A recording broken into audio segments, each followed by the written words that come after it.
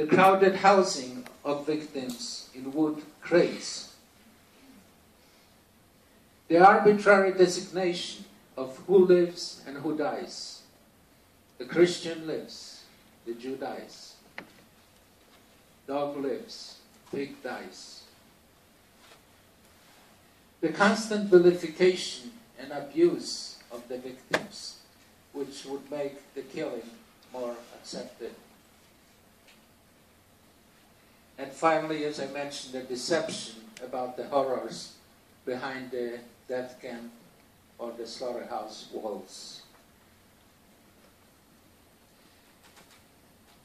And while I was going through this turmoil, I came across a quote by Nobel Literature Laureate Isaac Bashevis-Singer, who said, "To the animals, all people are Nazis, and life is an eternal Treblinka."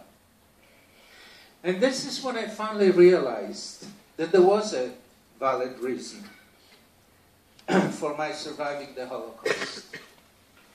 And there was a valid way to repay the debt I owed for surviving. This is when I realized that this is when I resolved to spend the rest of my life finding all forms of oppression, starting with the oppression of animals, and particularly the animals raised for food.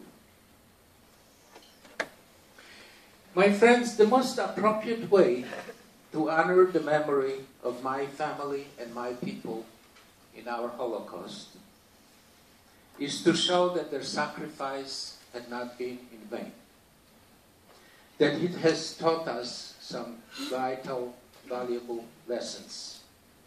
And lesson number one is that oppression and slaughter of Jews, Armenians, Tutsis, Bosnians, people of color, gays, and yes, the animals are all linked.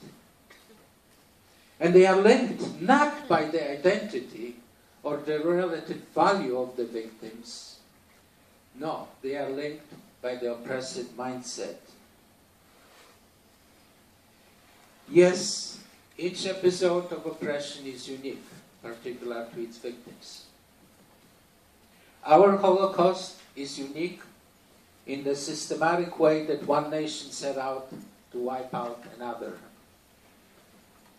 The animal Holocaust is unique in overwhelming numbers, hundreds of millions every day. We did not end oppression when we won World War II. One lesson of the Holocaust is that we are all capable of oppression. And many of us actually, perhaps not in this room, but many of us actually subsidize the greatest oppression in the history of the humankind, with every time we shop for food. Most importantly, oppression can only survive through the silent cooperation of the general public.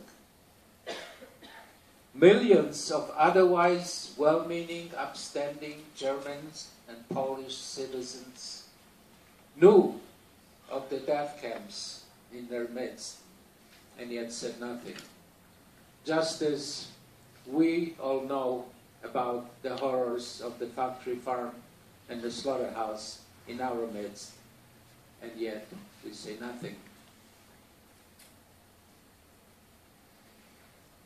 As Nobel Peace Laureate Elie Wiesel said, silence favors the oppressor, never the victim.